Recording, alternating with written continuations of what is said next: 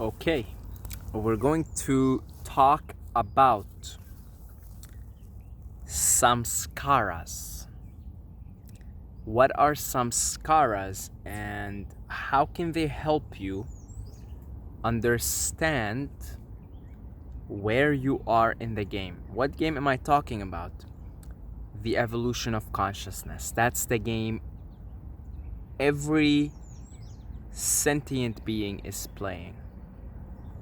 Consciousness getting lost in the illusion of separation, consciousness returning to its wholeness. That's the game, folks. That's the illusion. That's the game. You know, when you hear that we live in an illusion, the illusion is the illusion of separation.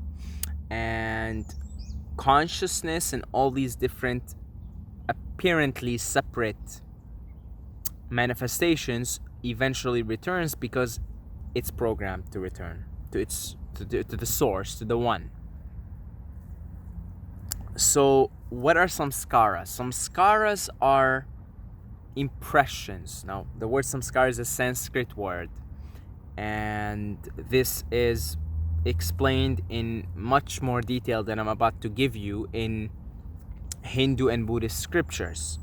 Okay, but I'll try and give you my own understanding of it. So samskaras are impressions that are imprinted in the soul from its previous rounds of incarnation. So you could think of it as psychic DNA. Okay, so much in the same way that you have biological DNA. You know, take me as an example. My physical appearance, I guarantee you, somewhere down the line, one of my ancestors looked almost identical to me, or I looked identical to my ancestor, however you want to look at it. Guarantee you, somewhere down the line, this is DNA manifesting itself. Okay, or if no specific ancestor looked like me, if you get a bunch of my ancestors, you would say, oh, he got the hair from this ancestor, and he got the nose from this ancestor, and he got this from that ancestor, and on, the biological characteristics. So that's DNA, easy to see. Okay, easy to see. That's biological imprints, impressions. Samskaras are psychic, spiritual impressions.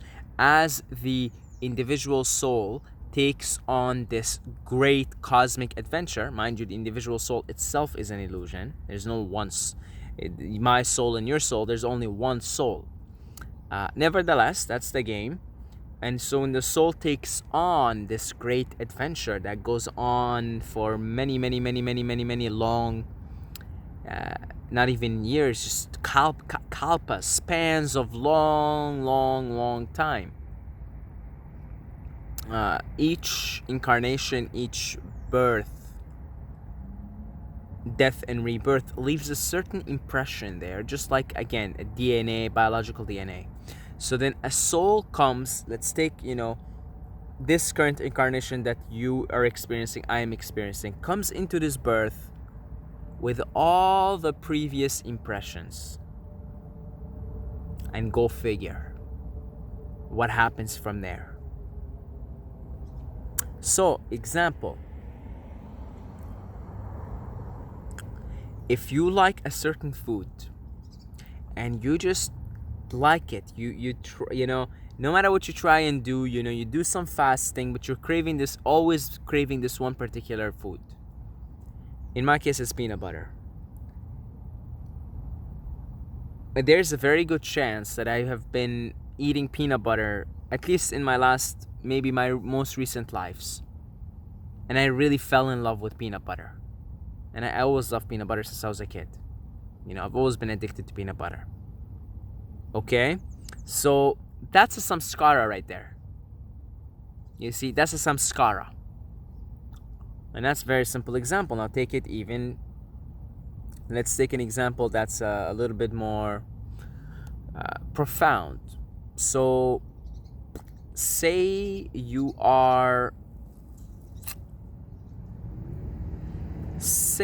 always broke financially. You just can't see a way. You're always broke for whatever reason. That's because you have been living in a poverty mindset, in a need mindset, for many of your past lives. And so you bring in this impression, you bring in this samskara, this psychic DNA with you. And so you find yourself in situations in this birth where you're broke. Here we go again. For how many? Here we go again. Here we go again. We're really gonna have to go through this again, being broke for the 87th incarnation in a row. You hit a new streak. Okay, and all the folks back home, they say, wow, look, they keep track. They say, we've got a new streak here. There he is for the 87th time. He's broke in a row. And so you could see that all the unpleasant situations that you find yourself in right now are samskaras, just as much as the pleasant ones. So if you always find yourself sitting on a pile of money, you don't even know how it got to you, that's a samskara too.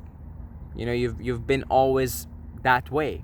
So when you came into this birth, you didn't come in with financial poverty, the mindset.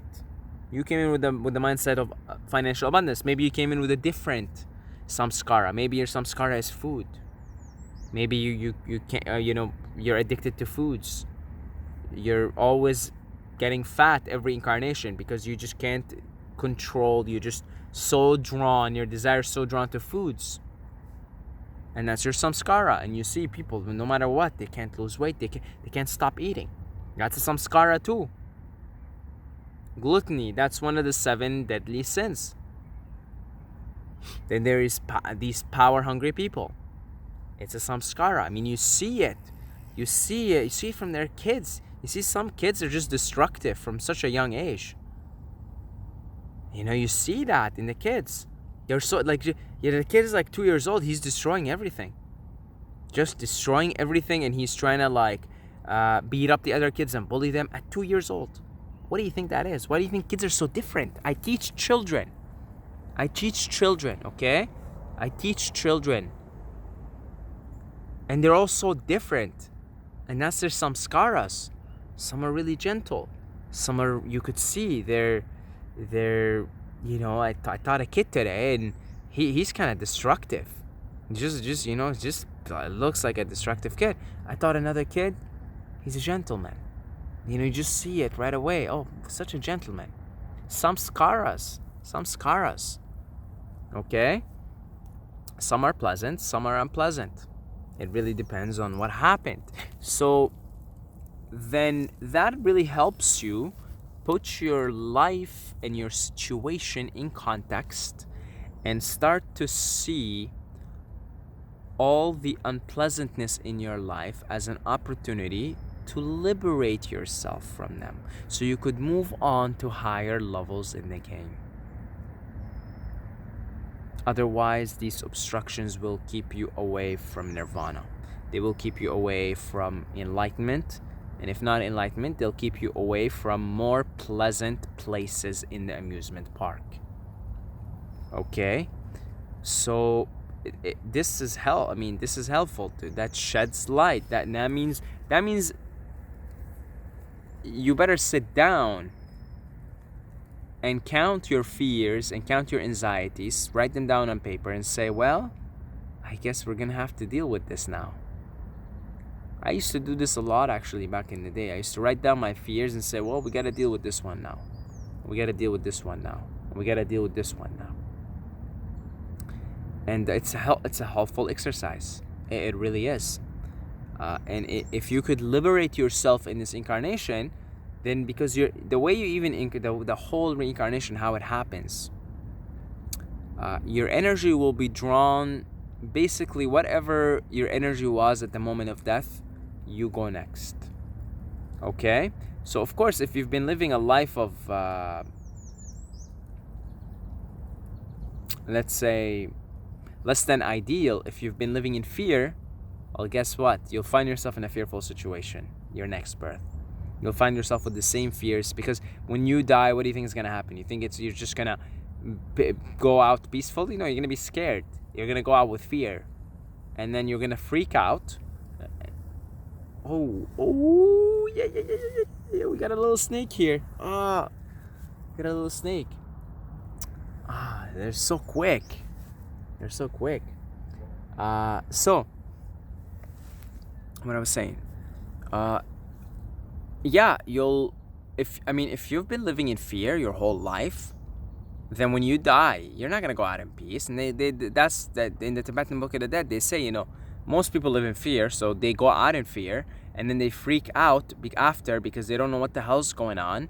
They're not, because the Tibetans call meditation preparation for death. To them, it's all about preparation for death. So you freak out, you don't know what happens next, and then,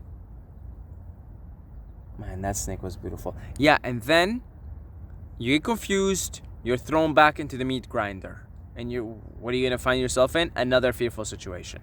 That's your samskara.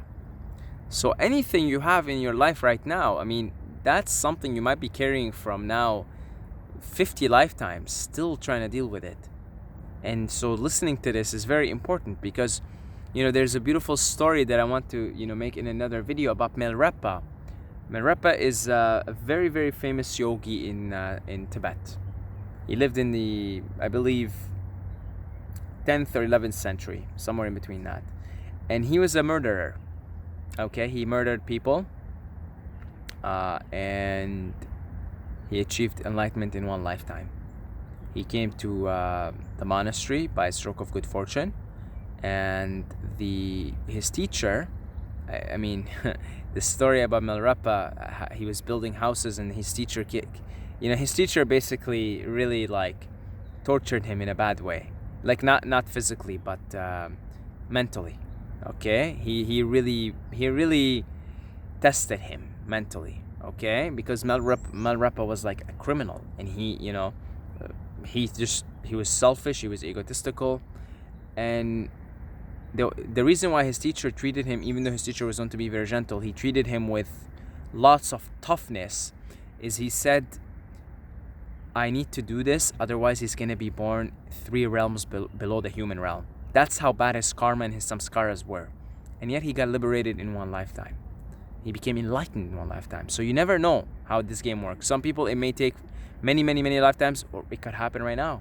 Or you could make some significant progress in one lifetime. So now that you're listening to this, figure out which situations in your life are unpleasant, and what's holding you back, and what's giving you fear and anxiety, and let's deal with it here. Liberate yourself, so you could move on. You could go to higher. When you play a game and you're stuck in one level, it's frustrating. Really, it's frustrating, and so it helps to take a step back, turn off the game for a little while. That's what meditation is. And that when I used to play games, this is what I would do. If I get stuck in a level, I turn it off, and I just come back the next day, and then I come fresh, and boom, before you know it, I beat the level. So now you just shut off, meditate, log off the game, come back fresh, and let's beat the levels, whatever levels you're stuck at, so you can move on. If not enlightenment, then good karma, so you could be born in better situations, better fortune. And so if you're born in better, you have better future lives, or even in this lifetime, because karma will start to pay off instantly. And basically good karma just means if you're not fearful, if you're loving, you'll create good karma. Then that puts you in good, favorable situations where one day you will gain liberation, become enlightened, reach moksha and nirvana. Okay? I want to thank all the Patreons for supporting this channel. Clearly you guys have some very pleasant samskaras, to the point where you would pledge your support to another being out of your own goodwill. So thank you very much, and I guess that's part of my good karma too, isn't it? So I think there's a lot of people here with good samskaras, but don't ignore the other unpleasant ones. We all want to move on, get on with the game. So if you would like to pledge your support, with as little as $2 a month, I'd love to do this full time at some point, and I know we will be able to. We got a few people lately. The family keeps growing, and I'm very grateful for that. And so if you would like to pledge your support, just a couple of bucks a month, really, that would be very helpful. Okay, and one day I could do this full time, and I have a feeling soon. Okay, so thank you to everybody, and until next time, may the force be with you.